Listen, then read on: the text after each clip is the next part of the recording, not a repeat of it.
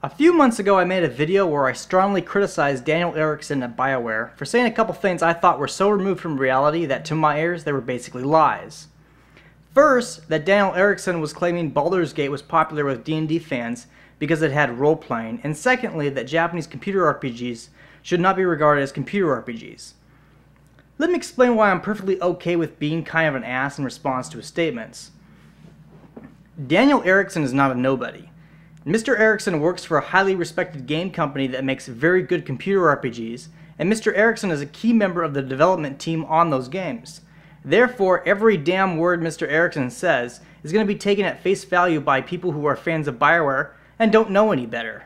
Given that Mr. Erickson's statements were, and I'm not going to pull any punches here, twisting facts for the benefit of BioWare, I felt compelled to let people know exactly how I felt about it.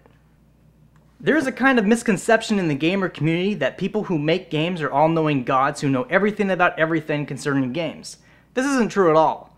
I just got back from the Game Developers Conference where a legendary game designer, Dr. Richard Bartle, was being given an award for the contributions he has made to the online game development industry. Now, do you know how many people I talked to who actually knew who Dr. Bartle was? While this is hardly scientific since I couldn't possibly have met every person at the con, I still met and talked to a lot of people, and nobody seemed to know who he was except Rolf Koster. And I met people who didn't even know who Mr. Koster was either.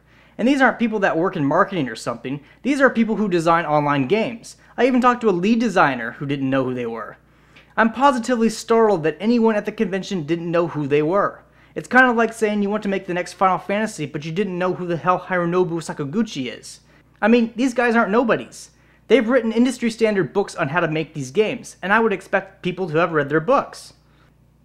As far as I've seen from what little experience I've had in the industry, a lot of people who work in games aren't very knowledgeable about every aspect of the industry. I was in a panel with someone who worked for Mattel, and while I'm not going to give any names, someone who I felt ought to know about Mattel's important involvement in the history of video games didn't seem to realize Mattel has been involved in the video game industry longer than the company he worked for has been around, and said a few things I felt expressed ignorance of basic history about the industry and recent events.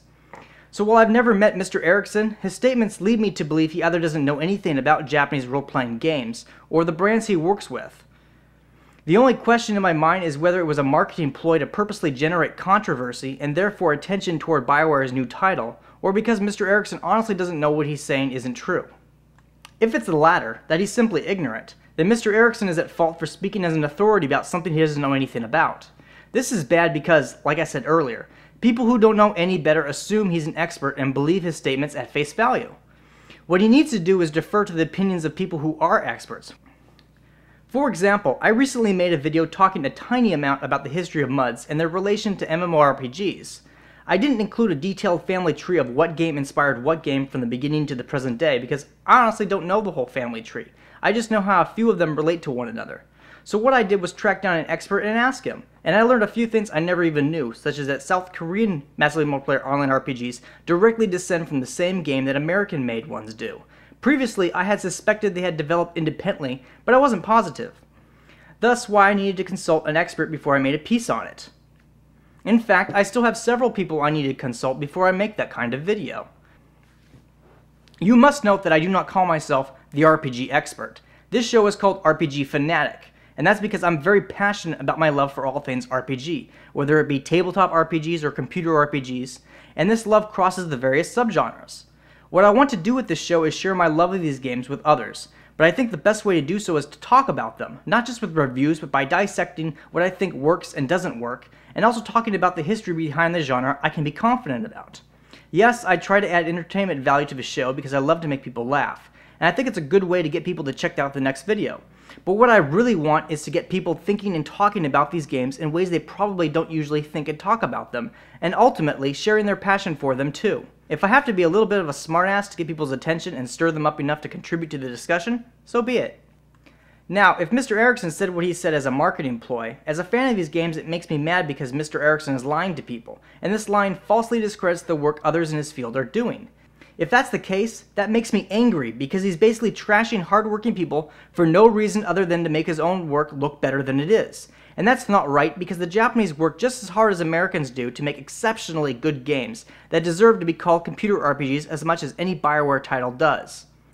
And don't misunderstand what I mean by better than it is. There is no question that BioWare makes awesome games.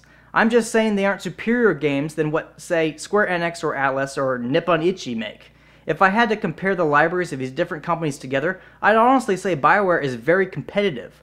Although I do believe the only Japanese developer BioWare shares a primary target audience with is Atlus, and that's because they both make a lot of computer RPGs for older audiences in North America. Square Enix is primarily focused on younger audiences, which is why it's weird for me to see people comparing Dragon Age to Final Fantasy XIII, but that's a rant for another day. I hope I've clarified my feelings on the whole Daniel Erickson thing a little better than I did in my first video. If not, feel free to flame away at me in the comments and tell me why you think I'm still mistaken. I will read the comments, and who knows, maybe you'll convince me that I'm mistaken.